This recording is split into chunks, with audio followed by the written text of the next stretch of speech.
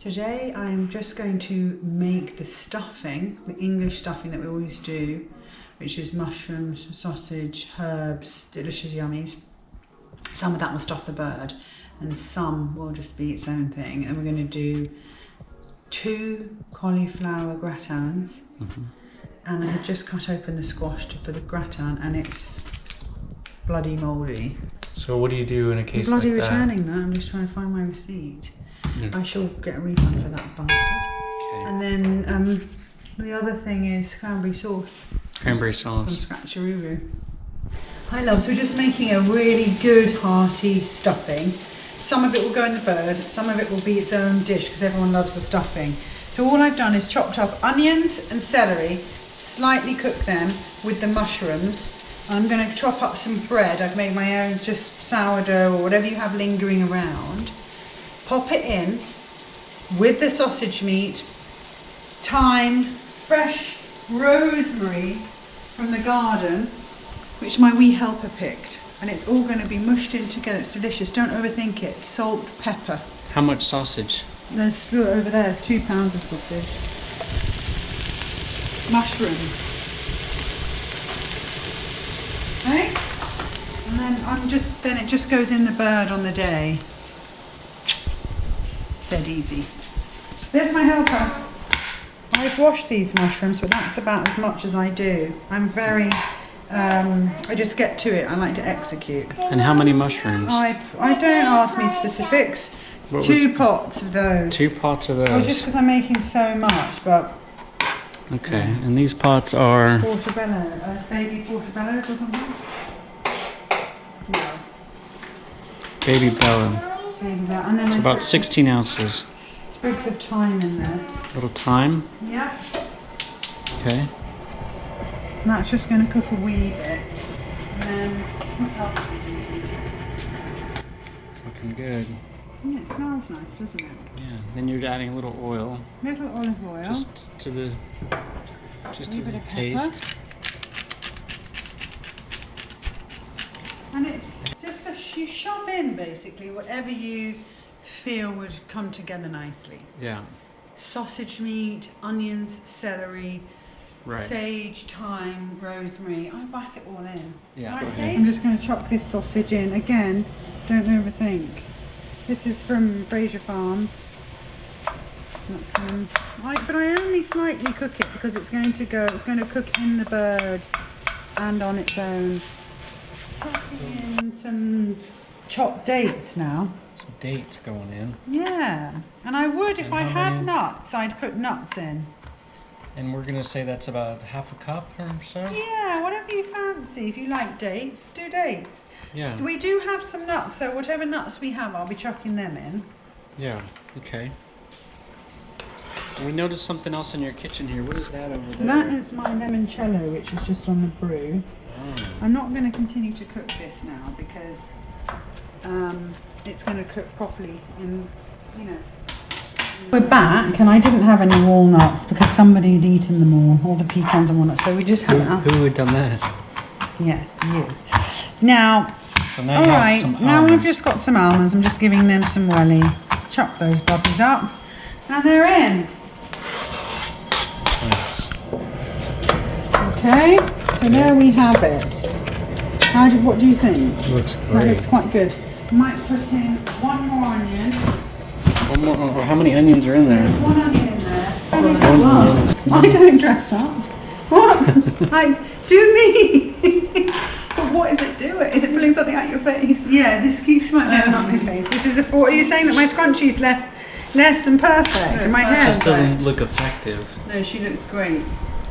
How's that? Is that better? Now, good. I'll put on a hairnet later. Okay, that's ideal. That's better, isn't it? Yeah. Wonderful. So good.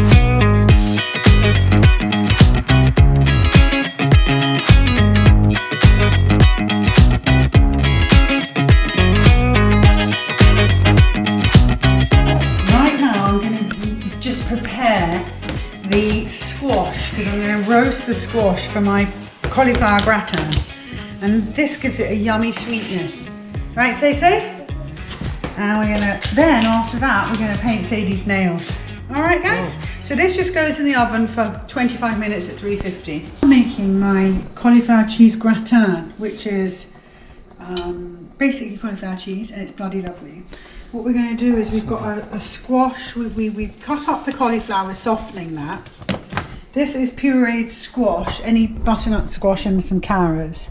And we're going to make the roux, the cheesy roux. I don't eat butter, so everything I do is with olive oil. Sprinkling of olive oil in the pan. In goes this. And then we have flour and cheese and milk to make a cheesy sauce. Okay. That goes in there. And that's butternut squash And pureed carrots. and carrots. Yep. So that becomes the sauce. With cheese and flour and milk. Now, again, you know, I don't measure anything, so you just chuck this in. But you've got to stir, because otherwise it gets all lumpy. Milk.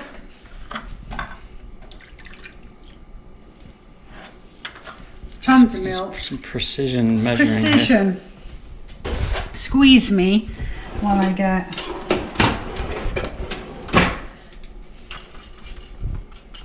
Drop that there. Now this we just kind of make into a sauce, and it's just going to be nice and thick, and I'm going to add tons and tons of parm. Okay. And a little bit of English cheddar. And then the cauliflower will just go in there, and then it will bake in the oven with panko, cheese and black pepper, and I'll show you what it's like at the And end. what temperature will it bake? Ooh, I don't know. What do we feel like? 350, 375. See that? Look at that. That's looking nice, isn't it? Yeah. Do you feel like you need more flour or anything, or did you I'm measure going, it well, perfectly? no, I measured it perfectly. Parmesan cheese going in. Delish. How much was that? Whatever you've got around.